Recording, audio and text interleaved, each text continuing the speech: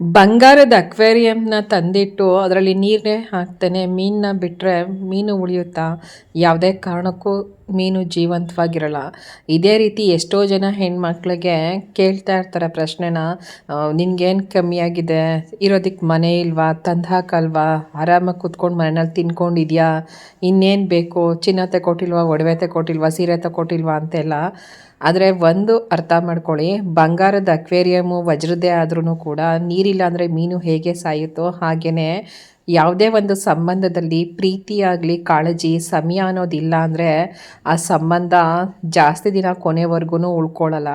ಮೇಯ್ನು ಅದೇ ಬೇಕಾಗಿರೋವಂಥದ್ದು. ಒಬ್ಬರಿಗೆ ಪ್ರೀತಿ ಮತ್ತು ಸಮಯನ ಕೊಟ್ಟರೆ ಆ ಸಂಬಂಧ ಶಾಶ್ವತವಾಗಿ ಇರುತ್ತೆ. ಇಲ್ಲ ಅಂತ ಅಂದರೆ ಏನೇ ಇದ್ದರೂ ಮನಸ್ಸಿಗೆ ನೆಮ್ಮದಿ ಇಲ್ಲ ಅಂತ ಹೇಳ್ತಾರೆ ನೋಡಿ, ಆ ರೀತಿ ಆಗಿಬಿಡುತ್ತೆ. ಯಾಕಂದರೆ ನಮ್ಮನ್ನು ಪ್ರೀತಿಸೋರ ಜೊತೆ ಅರ್ಥ ಮಾಡ್ಕೊಂಡವ್ರ ಜೊತೆ ಗುಡಿಸ್ಲಲ್ಲಿ ಬೇಕಾದರೂ ಇರ್ಬೋದು, ನಾವು ಅರ್ಥ ಆಗದಿರೋರ ಜೊತೆ ನೆಮ್ಮದಿ ಇಲ್ಲ ಅಂತ ಅಂದಾಗ ಅರಮನೆ ಕೂಡ ನಮಗೆ ಬೂತ್ ಬಂಗ್ಲೆ ಥರ ಕಾಣಿಸುತ್ತೆ. Thank you.